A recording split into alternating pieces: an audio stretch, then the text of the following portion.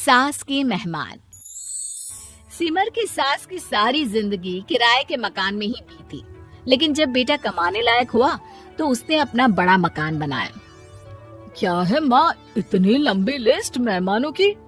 गृह प्रवेश है सिर्फ, शादी में तो तुमने इन लोगों को बुलाया ही था ना। अरे बेटा, तुम्हारे पिता और मैंने तो सारा आजीवन घर नहीं बनाया, ये सोचकर कि पैसा घर में लगा देंगे तो तुझे कहाँ से पढ़ाएंगे। अब बेटा, घर जैसी खुशी में मैं उन लोगों को कैसे भूल जाऊं जिन लोगों के साथ मैंने पूरा जीवन काटा। तभी वहाँ बहू आ जाती है। क्या माँ जी, कैसी बात कर रही हैं? बुआ जी, चाची जी, उनकी बेटियां, ससुराल वाले सभी तो आ रहे हैं। मैंने उनकी लिस्ट सुमन से पूछकर तैयार कर ली है। हाँ बेटा, ये लोग तो रिश्तेदार हैं, इन लोगों को तो बुलाना ही है, लेकिन जिन लोगों के साथ मैं किराए के मकानों में रही, वो मकान मालिक, वो पड़ोसी, उन्हें कैसे भूल सकती हूँ। माँ, लेकिन वो नीलम आंटी को तो मत बुलाना, बड़ा ही लो स्टैंडर्ड साउंड करती है वो। हाँ माँ, और वो किरण को भी। उनका पति और बेटा खाते कितना है। और नहीं तो क्या, शादी में भी 2000 रुपए वाली प्लेट में दनादन खा रहे थे। माँ कुछ नहीं बोलती, कमरे में चली जाती है। तुम्हारी माँ की तो चोचले ही अलग है, न जाने लोगों को क्या बताना चाहती हैं। अरे आस पड़ोस को तो ऐसे पूछ रही है जैसे कि रिश्तेदार। हाँ जानता हूँ माँ को, वो किसी से जुड़ती है तो दिल से जुड़ती है। वैसे बात करता हूँ उनसे। सभी अपने अपने काम में लग जाते हैं। सास को नींद आ जाती है और वो सो जाती है। लग रहा है कि गुस्सा होकर सो गई। कपड़े भी अपने बाहर फेंक कर गई हैं। बहू है ना, नौकरानी जैसी, कर लेगी काम। बड़बड़ करती बहू सास के कमरे में जाती है और कपड़ों को उनकी अलमारी में रखती है कि तभी उसके हाथ में एक एल्बम और कुछ खत लगते हैं। अरे ये क्या है? बहू एल्बम देखती है जहाँ नीलम आंटी और सास के साथ छोटा सा उसका सुमन खड़ा होता है। इनके बचपन की फोटो। वो सारी फोटो देखकर जब खत को खोलती है तो वो किरण का होता है। बहू खत पढ़ने लगती है। खत में लिखा होता है, तू पैसे की चिंता ना कर, सुमन की पढ़ाई में कोई कमी ना हो, हम पड़ोसी नहीं बहने हैं। तभी सास जग जाती है। अरे बहू, क्या हुआ? कुछ चाहिए था क्या? बहू बात घुमा देती है। माँ जी, वो इनकी फोटो देख रही थी नीलम आंटी के साथ। कितनी सुंदर लग रही है ना आंटी? हाँ, दिखा तो जरा फोटो। बहू सास को फोटो देती है। सास फोटो देखकर कहती है, याद आता है, तेरे ससुर जी तो थे नहीं, काम के लिए 10 दिनों के लिए शहर से बाहर गए थे। जब बेटा होने वाला था तब नीलम आंटी और अरुण अंकल ही थे। आंटी बेचारी रात भर मेरे साथ बैठी रही तो अंकल भाग भाग कर दवाई का इंतजाम कर रहे थे। बेटे के होने के बाद भी जब तक मैं घर नहीं आई मेरे पास ही रहे। रिश्तेदार तो आए थे मुंडन में 10 दिनों के बाद। बहू सुनकर खुश होती है, तभी नजर खत पर पड़ती है। माँ, ये किरण आंटी को आपने पैसे वापस कर दिए? हाँ, वो भी समझ कैसे कैसे किए मैं ही जानती हूँ। सुमन की पढ़ाई के लिए पैसों की जरूरत थी। रिश्तेदारों ने तो साफ बोल दिया था कि किसी होटल में काम पर लगा दो।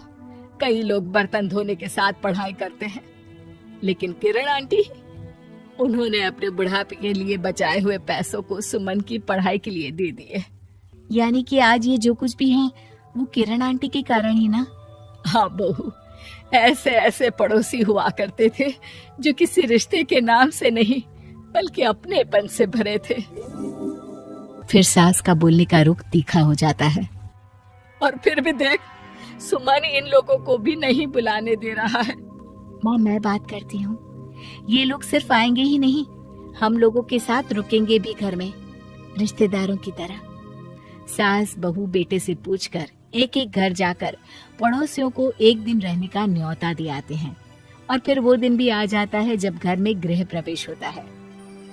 अरे हम लोगों का कमरा कहाँ है? बड़ा कमरा देना हम लोगों को, खुला खुला। सुमन परेशान हो जाता है कि वो क्या करे, कहाँ किसका सामान रखे, कि वहीं किरण पड़ोसन आ जाती है। अरे सुमन, परेशान ना हो बेटा, हमारे कमरे में रख दो उन लोगों का सामान, हम तो तेरी माँ के साथ ड्राइंग रूम में एडजस्ट हो जाएंगे। और हमारा कमरा कहाँ है? सुमन, जरा सामान कमरे में तो रखवा दो। अरे ये क्या, मेरे कमरे में तो सफाई ही नहीं है। अरे बता देती सुमन, हम कहीं और रह लेते। तभी वहाँ नीलम झाड़ू लेकर आ जाती है।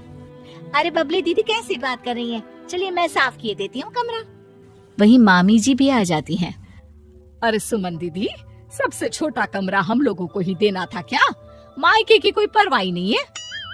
वो मामी जी, किरण आंटी और नीलम आंटी की फैमिली एक ही कमरे में है ना, तो इसलिए आप और मामा दो ही तो लोग हैं। तो मामी तो बहू के मुंह से ये बात सुनकर गुस्से से लाल पीली हो जाती है। अरे वाह जी वाह, बहू की जुबान तो देखो कितना बोल रही है। इतना बोलने वाली बहुएं भी होती है क्या? अरे रहने दो, जब मेरी बहन ने ही मेरे बारे में नहीं सोचा तो किसी और से क्या उम्मीद करें। दोनों सामान पैक करके घर से निकल ही रहे होते हैं कि नीलम आ जाती है। अरे राकेश भैया, मैं भी सुमन की तरह ही तो हूँ। आप तो हम लोगों को इतने साल से जानते हैं। हाँ, तुम लोग तो मेरी बहन से चिपकी रही गोंद की तरह। खैर कोई बात नहीं, रहो बड़े कमरे में। तभी अरुण वहाँ आ जाता है, जो नीलम का पति है। अरे अरे भाई साहब, थोड़ा तो वक्त दीजिए, हम सारे छोटे कमरे में शिफ्ट हो रहे हैं। सारे पड़ोसी छोटे कमरे में चले जाते हैं और मामा मामी बड़े कमरे में। बहू चाची के कमरे से बाहर निकल रही होती है कि देखो कैसे बड़ा मकान बनाकर इतरा रही है। अरे जब हम लोगों ने कहा था कि घर बनवा लो, तब तो लड़के को पढ़ाने की पड़ी थी। इतना पैसा रखी थी, महंगे कॉलेज में पढ़ाया, तब बात मानी होती तो सस्ते में मकान बन जाता। बहू आगे जाती है जहाँ दोनों पड़ोसन भी आपस में बात कर रही थी। मानना पड़ेगा सुमन को, बहुत ही समझदारी के साथ चली। बच्चों की जिम्मेदारी को सबसे ऊपर रखा, रिश्तेदारों के साथ भी पूरा निभाया। नहीं तो आजकल के रिश्तेदार। अरे सुमन के लिए तो हम हमेशा ही खड़े हैं।